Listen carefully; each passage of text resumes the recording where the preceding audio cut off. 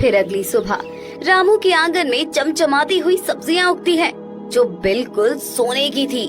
ये देखकर दोनों पति पत्नी चौंक जाते हैं। ये क्या है जी?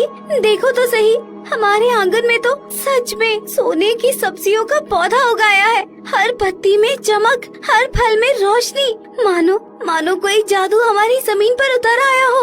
हाँ भाग्यवान, हमारे सारे कष्ट के दिन अब खत्म हो गए। अब बस अच्छे दिन आने वाले हैं।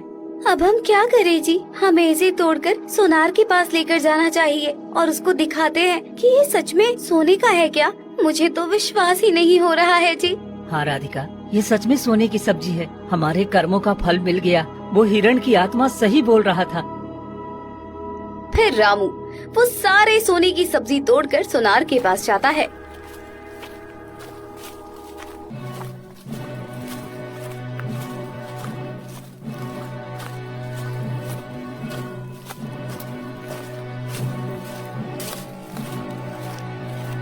सोनार जी, ये सब्जियां सोने की है। आप इसे रख लें और इसकी कीमत मुझे दे दें। अरे इतनी कीमती सोने की सब्जी तुम्हारे पास ये सब कहाँ से आ गया? हाँ? कुछ नहीं, बस वो मेरे घर में वर्षों से रखा था। इस समय काम अच्छा नहीं चल रहा है, इस वजह से मैं लेकर आया हूँ बेचने के लिए। सोनार रख लेता है और पैसे रामू को दे देता है। अब मैं अपनी पत्नी के लिए सभी दवाइयाँ ले पाऊंगा। नहीं, ये झूठ बोल रहा है। ये तो जरूर जादुई बीज का सब्जी है। ये बिल्कुल शुद्ध सोने की है। मुझे ये हरिदास सेठ को बताना चाहिए। वो इस बीज की तलाश कब से कर रहा था। फिर सोनार हरिदास सेठ के पास जाता है। सेठ जी, आपको पता है रामू के पास जादुई बीज है। ये तुम्हें कैसे पता? उसके पास जादुई बीज है? उसने आज सोने की सब्जियां मेरी दुकान में बेचने आया था और कह रहा था कि वर्षों से रखा हुआ था। वो इतना गरीब है, फिर इतना सारा सोना उसके पास कहाँ से आ सकता है? तब तो आज रात को ही मैं उसके घर जाकर वो सारा सोने का सब्जी चुरा लूंगा। तुम देखते जाओ, अब मैं क्या करता हूँ। ठीक है, हम चलते हैं। मैंने आपको ये खबर दे दी। अब आगे जो करना है वो आपकी मर्जी है।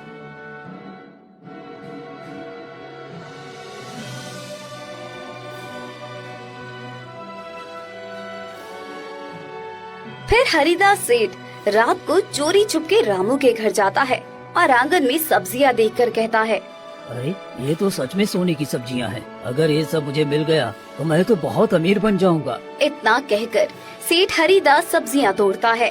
तभी एक रोशनी हुई और उसका पूरा शरीर पत्थर की मूर्ति बन जाता है।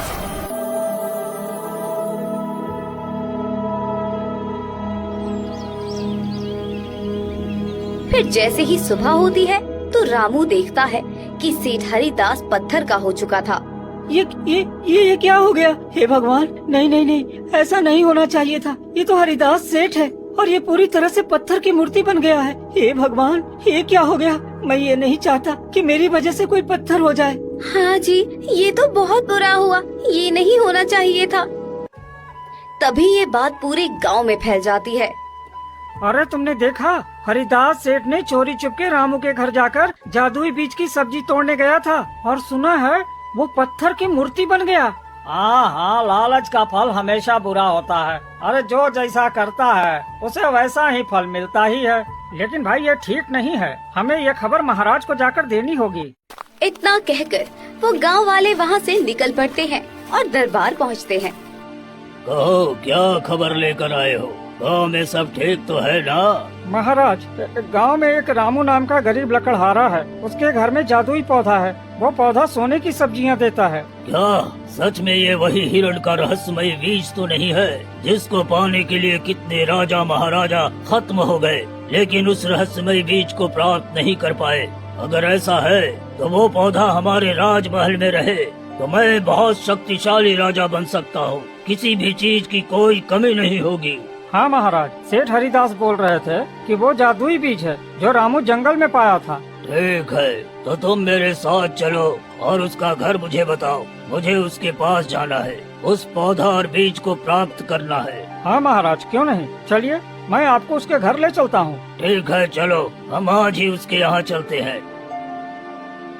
फिर महाराज कुछ सैनिकों के साथ रामू के घर पहुँचते हैं।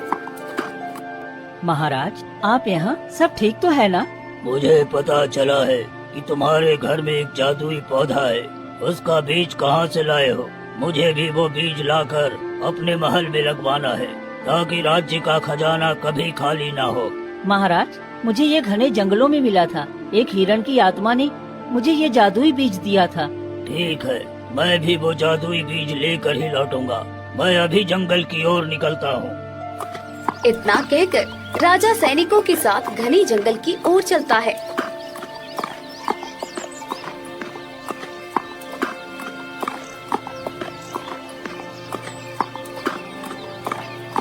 कई घंटे तलाश करता है पर उसे कहीं कोई हिरण की आत्मा नहीं दिखती है।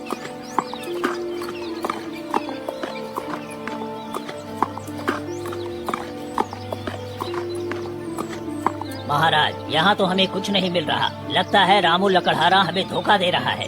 हाँ, यहाँ तो कोई भी हिरण की आत्मा नहीं दिख रही। लगता है मुझसे झूठ बोला गया। अगर ऐसी बात है तो उस लकड़हारे का सर कलम करवा दूंगा। राजा गुस्से में लाल होकर जंगल में चलता है। आसपास के कुछ बेजुबान जानवर दिखते हैं। राजा उन्हें क्रोध में मारने लगता है।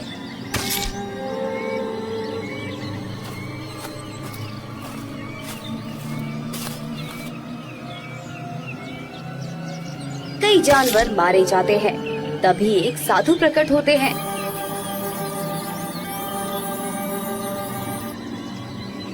महाराज, तुम ये ठीक नहीं कर रहे हो। इन बेजुबान जानवरों को मारकर तुमने बड़ा पाप किया है। तुम्हें इसका दंड भुगतना होगा। तुम कौन होते हो जो मेरे बारे में ऐसा बोल रहे हो? मैं इस राज्य का राजा हूँ। जो मुझे चाहिए मैं करूँगा। तुम्हारी हिम्मत कैसी हुई मेरे सामने बोलने की? यदि यही तुम्हारा रुख रहा तो मैं तुम्हें चेतावनी देता हूँ, और यदि तुम्हारा अहंकार नहीं टूटता तो मैं तुम्हें श्राप दे सकता हूँ। अरे साधु फकीर, मेरे सामने से हट जा।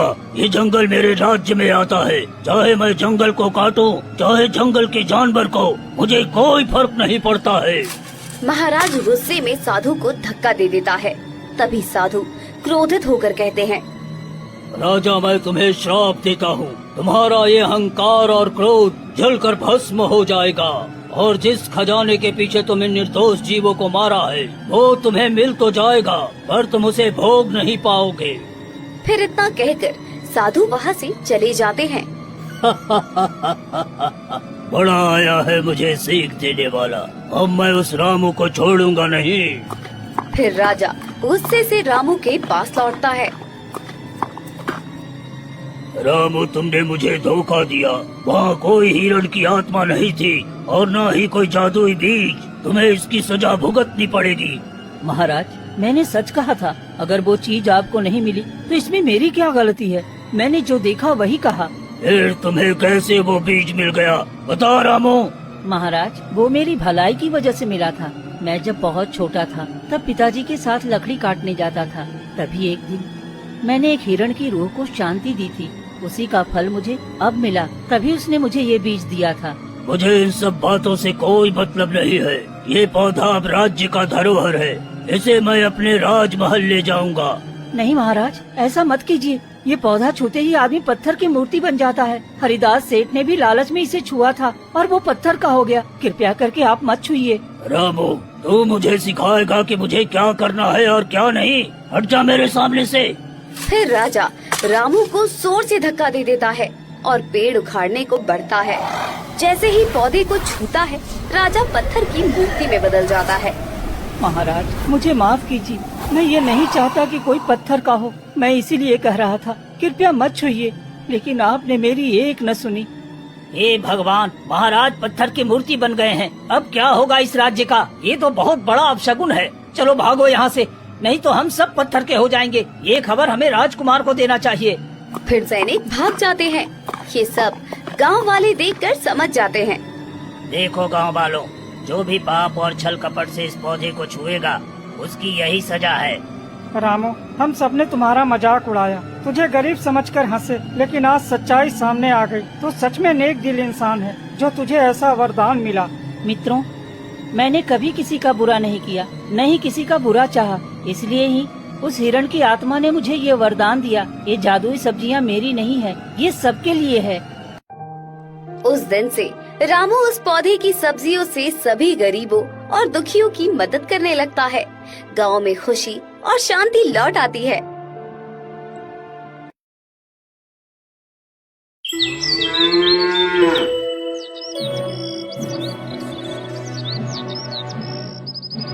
सुकूनपुर नाम का एक छोटा सा गांव था, जहां हरियाली से घिरा खेतों की खुशबू और लोगों के मीठे व्यवहार से प्रसिद्ध था।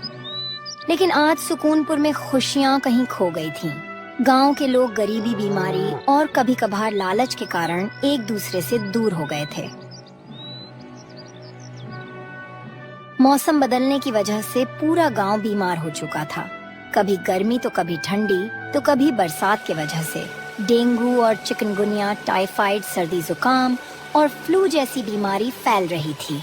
बेटा, ये समय बदल गया है। जब पहले हम सब साथ रहते थे तो हर दुख सुख में एक दूसरे का साथ देते थे, लेकिन आज के जमाने में मानो कोई आफत सी आ गई है। सभी लोग एक दूसरे को देखकर जलने लगे हैं।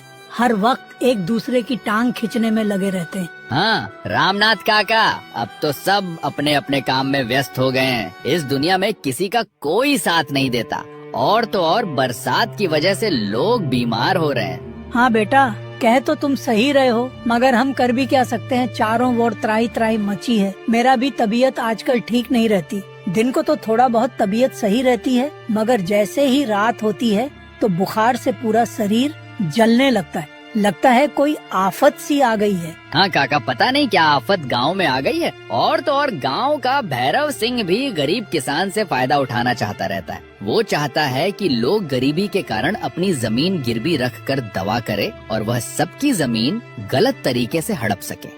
सुकूनपुर के लोगों की मुख्य समस्या थी गरीबी।